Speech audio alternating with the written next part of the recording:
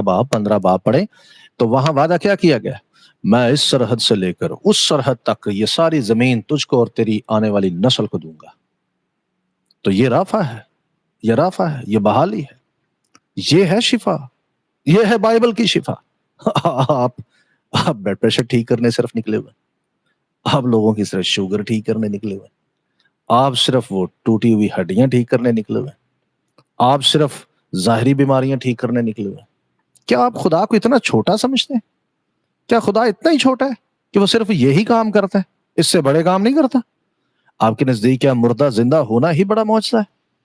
جی نہیں۔ آپ جائیں یوحنا کے معجزوں کی آپ ذرا ڈیٹیل ربائیوں سے پوچھیں اور جو علماء حضرات ہیں ان سے پوچھیں، وہ مردہ زندہ ہونے کو بڑا معجزہ نہیں کہتے، وہ کہتے ہیں سب سے بڑا معجزہ یہ ہے کہ تاریخ میں جو قوم بکھر چکی تھی 2700 سال سے، اس قوم کو واپس لا کر اس زمین پر دوبارہ بسانا سب سے بڑا معجزہ ہے، سب سے بڑی شفا ہے، یہ رافع ہے۔ بنی اسرائیل تقریباً 2000 سال